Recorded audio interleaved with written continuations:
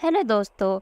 हर साल भाद्रपद मास की पूर्णिमा से लेकर अश्विन मास की अमावस्या तक के 16 दिनों के पितरों को समर्पित माना जाता है। इसे ही पितृपक्ष कहा जाता है और श्राद्ध पक्ष भी। मान्यता है कि इस दौरान हमारे पूर्वज धरती पर अपने वंशजों से मिलने के लिए आते हैं। ऐसे में उनके वंशज पितरों के निमित्त श्राद्ध और तर्पण करके उन्हें भोजन और जल अर्पित करते हैं। श्राद्ध के दौरान ब्राह्मण को भोजन कराने से पहले गाय, कुत्ते, कौए, देवता और चींटियों के लिए भोजन के हिस्से निकाले जाते हैं। इसे पंचबली कहा जाता है। जानिए ऐसा क्यों किया जाता है। पश्चिम दिशा की ओर एक हिस्सा गाय के लिए निकाला जाता है। गाय को शास्त्रों में काफी पवित्र माना गया है। गाय में 33 कोटि देवताओं का वास माना जाता है। इसीलिए गाय को भोजन खिलाने से सभी देवताओं को संतुष्टि मिलती है। मरोपरांत गाय ही यमलोक के बीच पड़ने वाली भयानक वैतरणी नदी से पार लगाती है। इसीलिए श्राद्ध में भोजन का एक हिस्सा गाय के लिए निकाला जाता है। पंचबली का एक हिस्सा कुत्तों के लिए निकाला जाता है। कुत्ते को यमराज का पशु माना गया है।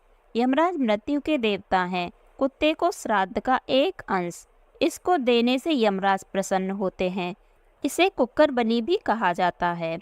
शिव महापुराण के अनुसार कुत्ते को रोटी खिलाते समय बोलना चाहिए कि यमराज के मार्ग का अनुसरण करने वाले जो श्याम और सबल नाम के 2 कुत्तों के लिए एक अन्न का भाग दे रहा हूँ, वे इसे स्वीकार करें। कौओं के लिए निकाले जाने वाले हिस्से को काकबली कहा जाता है। भोजन का यह हिस्सा घर की छत पर रखा जाता है। कौए को यमराज का प्रतीक माना जाता है, जो दिशाओं का शुभ अशुभ संकेत बताता है। मान्यता है कि कौओं को श्राद्ध का हिस्सा खिलाने से पितर संतुष्ट होते हैं और अपने वंशजों को आशीर्वाद देते हैं। पंचबली नाम का हिस्सा देवताओं के लिए निकाला जाता है, जिसे देवादिबली कहा जाता है।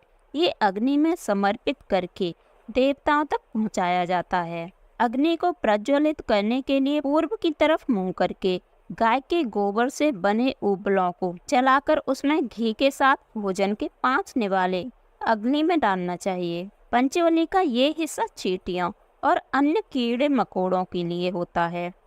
इसे खाकर वे तृप्त होते हैं। इन 5 हिस्सों को निकालने के बाद ब्राह्मण भोज कराना चाहिए। इस प्रकार श्राद्ध करने से पितरों को तृप्ति मिलती है और वे प्रसन्न होकर अपने बच्चों पर कृपा बरसाते हैं। पितरों की कृपा से परिवार खूब फलता फूलता है।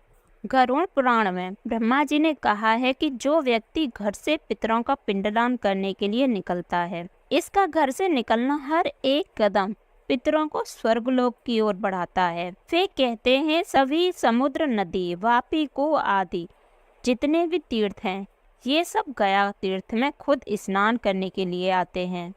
इसमें किसी भी प्रकार का संदेह नहीं किया जा सकता है। गया में श्राद्ध करने से ब्रह्म हत्या, गुरु पत्नी गमन आदि महापाप करने वालों को भी लाभ मिलता है और इन पापों से मुक्ति मिल जाती है। ब्रह्मा जी कहते हैं जिन जातकों की मृत्यु संस्कार रहित दशा में होती है, या फिर पशु या फिर किसी चोर द्वारा, सांप द्वारा आदि मारे जाते हैं, तो गया में पिंडदान करने से श्राद्ध कर्म के पुण्य से बंधन मुक्त होकर स्वर्ग चले जाते हैं। इस जगह पर पिंडदान करने से मनुष्य को करोड़ों वर्षों तक किए गए पुण्य के बराबर फल की प्राप्ति होती है। गया तीर्थ में पूर्व, पश्चिम, दक्षिण और उत्तर में मुंड पृष्ठ नामक तीर्थ है, जिनका मान 2.5 कोस विस्तृत कहा गया है।